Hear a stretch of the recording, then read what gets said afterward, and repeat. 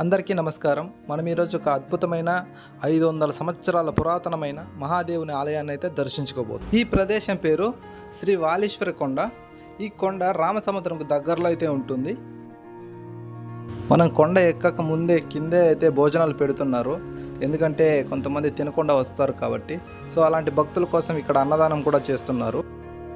ఈ కొండ మీద మనం మెయిన్గా దర్శించుకోవాల్సినవి ఆ మహాశివుని దేవాలయం, అలాగే ఇంకొక అద్భుతమైన ప్రాంతం అయితే ఉంది, అదే అంతర్గంగా. సో ఆ కొండ మీద అయితే ఒక బండపైన అయితే నీళ్ళైతే ఊరుతూ ఉంటాయంట. అవి ఎన్ని సంవత్సరాలైనా ఇంకిపోవు, ఎంతమంది ఎత్తుకో వెళ్ళినా కూడా ఆగిపోవు అని చెప్తున్నారు. సో మనమైతే ఆ అంతర్గంగని అలాగే ఆ మహాదేవుని ఆలయాన్ని అయితే ఈరోజు మనం దర్శించుకుందాం. ఇప్పుడు సమయం దాదాపు 12 గంటలుగా వస్తుంది. చూడండి ఎండ ఎంత భయంకరంగా ఉందో. సో ఇంత ఎండలో ఆ మహాశివుని దర్శనం కోసం అయితే ఎంతమంది భక్తులు అయితే వస్తున్నారో.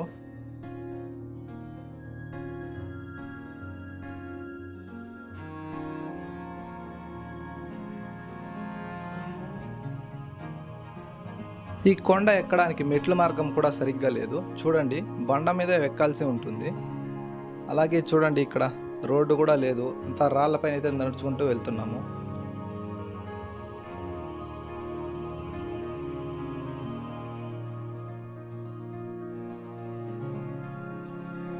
ఈ చిన్న పాప చూడండి ఇంత ఎండలో కూడా ఎలా ఎక్కుతుందో. కొండపైకి ఎక్కేటప్పుడు పెద్ద పెద్ద చెట్లు కూడా లేవు. నీడలో కొద్దిసేపు విశ్రాంతి తీసుకుందామంటే చాలా పెద్ద బండరాళ్ళ కింద అయితే ఉన్న నీడలో అయితే చాలామంది భక్తులు అయితే విశ్రాంతి తీసుకుంటున్నారు. చూస్తున్నారు కదండి.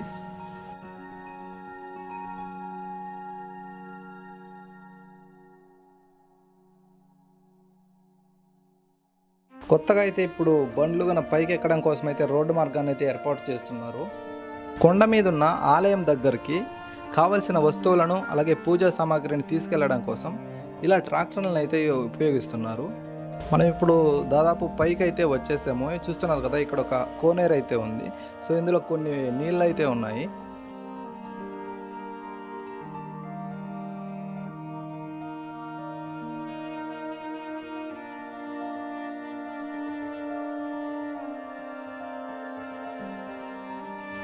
ఇక్కడ చూడండి ఎన్ని రకరకాల షాపులు అయితే ఉన్నాయో. చిన్నపిల్లల కోసం బొమ్మల షాపులు, అలాగే తినడానికి రకరకాల పదార్థాలను అయితే ఇక్కడ అమ్ముతున్నారు. చూస్తున్నారు కదండి, ఇదే 500 సంవత్సరాల పురాతనమైన గోపురం. సో ఇక్కడ నుండి లోపలికైతే వెళ్ళామంటే దేవాలయం లోపలికైతే వెళ్తాము. సో మనం లోపలికి వెళ్ళి అయితే దేవాలయాన్ని అలాగే ఆ దేవుని అయితే దర్శించుకుందాం.